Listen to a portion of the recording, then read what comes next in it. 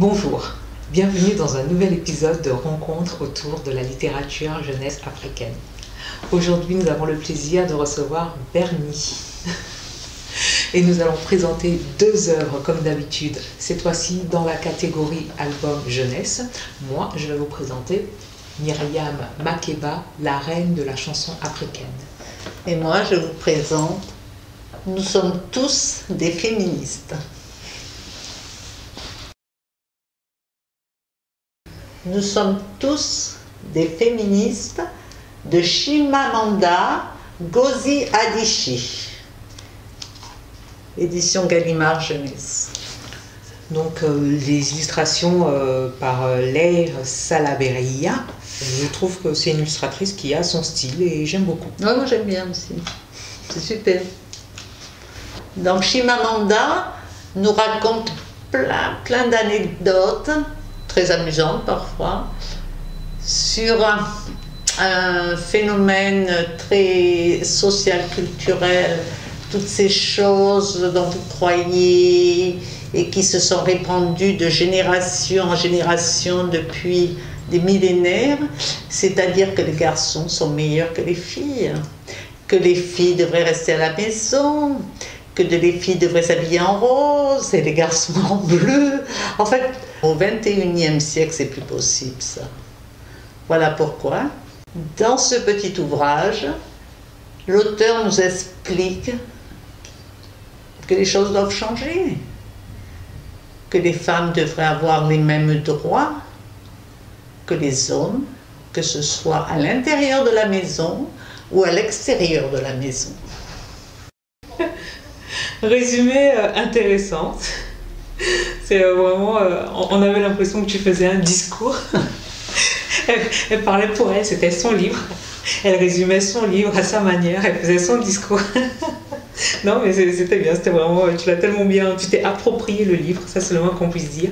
Tu te l'as approprié et tu l'as résumé vraiment avec justement, en t'imprégnant aussi de tout ce que tu connais du monde. Et on a pas mal discuté, on aurait pu discuter longtemps sur, c'est un livre qui prête à beaucoup de discussions, il y a beaucoup de choses à en dire en fait. C'est vraiment, c'est très riche. Moi j'aimais bien ces petites anecdotes, la petite histoire où elle récupère sa voiture au parking, elle donne un petit pourboire à la personne qui lui ramène la voiture.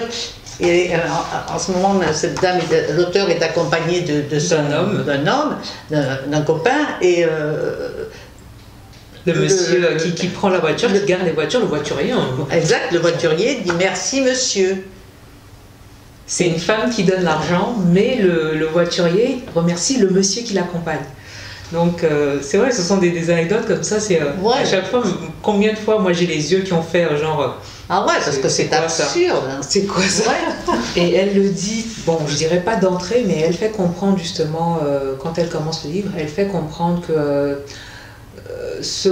dans ce monde, on veut faire croire que seul un homme est capable de diriger, seul un homme peut être un homme est plus intelligent qu'une femme. Pour Bernie et moi qui sommes des femmes, quel que soit l'endroit où on est né et on a grandi, c'est des choses qui résonnent en nous et je reconnais ce qu'elle dit. Moi aussi j'ai l'impression que dans ce monde, on considère qu'une femme ne peut pas être leader. Oui, on le voit dans les familles, comme une fois, moi je me rappelle ma mère qui disait « Oh non, vous les filles vous faites la vaisselle, les garçons ne font pas la vaisselle ». Il y avait des tâches pour les filles et des tâches pour les garçons. C'est une autre génération, c'est tout ce qu'elle savait puisque sa mère le disait, donc elle le répétait. Tu comprends, c'est ça le problème, c'est que ça passe de génération en génération. Monsieur, si vous pensez que votre fille vraiment est brillante et intelligente, qu'elle peut être une leader, ne laissez aucun homme venir dire qu'il est mieux juste parce que c'est un homme, quoi. Demandez-lui, mais qu'est-ce qui fait que vous êtes mieux? Et c'est donner vraiment la chance à votre fille d'être la leader que vous voyez en elle, quoi. Bien et sûr. ne laissez pas la société lui faire comprendre autre Bien chose. Sûr. Bon, monsieur comme madame. Hein. Ce livre est en fait est issu d'un discours que Chimamanda Ngozi Adichie a prononcé lors d'un événement TEDx, les fameuses soirées TEDx où certains influenceurs sont invités à partager leur expérience. Et donc le livre, elle a sorti une version classique dite pour adultes, et ils ont décidé de l'adapter pour les enfants avec des illustrations. Et c'est vraiment intéressant de lire le livre parce que c'est des toutes petites histoires, c'est plein de petites anecdotes. Et à chaque fois, des petites anecdotes qu'elle ponctue en disant, en donnant son ressenti, en expliquant que non, faut pas penser comme ça. Il faut donner la parole, il faut évoluer, il faut Mais je pense que c'est un livre qui devrait être lu avec maman et ses enfants, ou papa et ses enfants, mais c'est un livre qui devrait être lu en famille. Et ensuite, peut-être discuter autour de toutes ces anecdotes, ça serait intéressant. Oui, c'est ce que tu disais tout à l'heure. Pour toi, c'est pas juste pour les enfants. On est face à une version pour enfants, mais tu disais que pour toi, c'est vraiment le livre à lire en famille. Complètement. Moi, je trouve tout à fait d'accord. Ouais, moi, je suis tout à fait. Imagine, tu as 2 enfants comme moi, j'ai 2 enfants, une fille et un garçon, on aurait lu ça ensemble. C'était sympa d'échanger sur le livre. Qu'est-ce que tu en penses? Est-ce que tu as l'impression que je te traite pareil? Tu vois, c'est super d'avoir le recul et de discuter ensemble. Parce que c'est important, c'est un sujet très important. Et justement, par rapport à tout ce qu'on a pu en dire, toutes les deux, tu as dit que tu penses qu'elle a eu une bonne éducation. Oui, quand elle faisait remarquer que l'auteur, pour elle, c'est un peu comme si l'auteur a eu de la chance, elle a été bien, enfin, elle a eu de bonnes valeurs. Oui, elle a reçu cette base. Je pense qu'elle l'a eu, que ses parents lui ont bien transmis cette base, qu'elle était capable de faire aussi bien qu'un garçon. Et ça, je le comprends, et c'est pour ça qu'elle en est là. C'est la transmission, et ça c'est super important, parce que ça doit venir de tes parents, cette confiance. C'est les parents qui te poussent, qui te disent « ouais, tu peux le faire ». Je pense que c'est un bon mot de fin là, pour celui-ci, que ce sont les parents qui nous donnent la confiance, qui nous donnent confiance en nous. Je suis d'accord. Et c'est eux qui doivent te dire « tu n'es ni supérieur ni inférieur à un garçon, vous êtes égaux ». On vous le recommande. Ouais, complètement.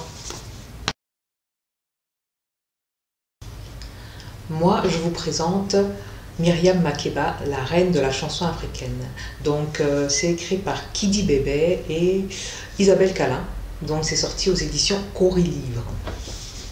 Kidi Bébé nous vient du Cameroun. C'est une auteure et journaliste originaire donc du Cameroun. Et Isabelle Calin est une illustratrice française. Voilà, Myriam Makeba, la reine de la chanson africaine. Comme on peut le voir, c'est le portrait de Myriam Makeba. C'est une grande chanteuse africaine qui nous vient d'Afrique du Sud. Et dans ce livre, on nous raconte sa vie. C'est vraiment, c'est raconté donc, pour le jeune public. Cori Livre a fait une collection Lucie qui présente des grandes figures d'Afrique ou des Antilles. Et en fait, dans ce livre, donc, on retrouve les grands axes de sa vie.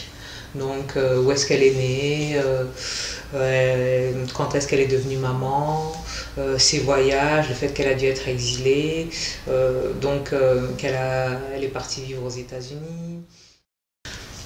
Alors, donc, Bernie, toi, Myriam Makeba, est-ce que tu connaissais? Pas du tout. Je n'avais jamais entendu parler de Myriam Makeba. Et du coup, j'ai cherché sur internet, parce que justement cette fameuse chanson qui a fait le tour du monde, Pata Pata, donc j'ai tapé Myriam Makeba, Pata Pata, et j'ai entendu, et je me suis dit, waouh, je me rends compte que c'est 1950, je me suis dit, mais c'est vachement moderne, parce que ça venait d'Afrique, et moi, dans mon avis, je me disais, la musique africaine, je ne connais pas évidemment, mais évidemment malheureusement, et je me suis dit, tiens, c'est bizarre, mais c'était très... Tout le monde, je comprends que ça ait fait un succès tel, parce que c'est très, t'as envie de danser là-dessus, puis c'est très américain, c'est très swing et tout ça. D'ailleurs, la chanson a fait le tour du monde. Ensuite, j'ai continué à chercher parce que j'avais entendu qu'elle avait chanté avec Paul Simon, et je voulais voir comment elle était, parce que dans Patatata, elle est très jeune, donc je ne savais pas. Bon, j'ai trouvé que c'est une super nana, elle est jolie, et surtout sa voix, elle a une voix super avec Simon, j'ai adoré, franchement j'ai adoré. Je ne connaissais pas, mais j'ai beaucoup aimé. Là, franchement, donc ça fait super plaisir parce que, enfin, moi, ça me fait plaisir. On a discuté avant, donc avant de faire l'épisode, et elle me l'a dit plus longuement, et ça m'a fait vraiment plaisir de voir qu'elle avait découvert un personnage.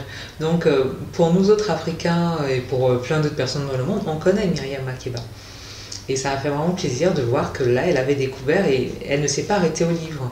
Elle a cherché et elle ne s'est pas arrêtée à une seule recherche. Elle a trouvé Pata Pata, elle a voulu encore en savoir plus sur elle et ça m'a plu. Je suis contente de voir qu'elle a apprécié découvrir le personnage. Une belle voix, une très belle voix. Et c'est vrai que c'est une très belle femme. Moi-même, je la trouve magnifique. Super. Elle a, sa vie est tellement riche en événements. En émotion aussi, c'est une femme qui a enduré pas mal de choses, vu qu'il a fallu quitter son pays, elle ne pouvait pas y rester sous peine de se faire arrêter, etc. Il a fallu aussi qu'elle quitte les États-Unis. Oui, elle a grandi à l'époque de l'apartheid, 1930. Oui, déjà entre ça, elle a vécu beaucoup de choses, donc sa vie c'est vraiment c'est plein d'émotions. Et justement, les illustrations. Si vous regardez les illustrations, même les couleurs accompagnent les émotions en fait. Moi, enfin, c'est le sentiment que j'ai. Je trouve que les illustrations sont magnifiques. C'est donc par Isabelle Calin. L'illustratrice, c'est Isabelle Calin. Et moi, j'aime beaucoup comment ça a été illustré. C'est vraiment... à chaque page, les couleurs changent légèrement et on découvre une chanson, un événement, une émotion et même la façon dont ça a été raconté par Kidi Bébé, c'est vraiment c'est un beau voyage quoi. On est comme sur un fleuve et là par exemple on voit une pirogue, c'est ça. Là, il y a une pirogue et voilà, c'est vraiment monter dans la pirogue, aller en voyage avec Kidi Bébé et Isabelle Calin. Et juste pour le public, pour ceux qui découvrent donc Myriam Makeba ou qui ne connaissent pas trop, qui connaissent juste vaguement, ils en ont déjà entendu parler ou ils ont entendu Pata Pata ou une autre chanson connue. Quelque chose qui me fait sourire par rapport à sa vie, c'est le nombre de maris qu'elle a eu. Elle a eu, je pense qu'elle a dû avoir 3 maris et oui, ça me fait sourire. Ça me fait sourire et je me dis, bon, elle parle, mais si vous la voyez, si vous regardez les interviews d'elle, c'est une femme qui parle, mais vraiment très calmement, posément. Elle a une jolie petite voix, elle ne hausse jamais le ton.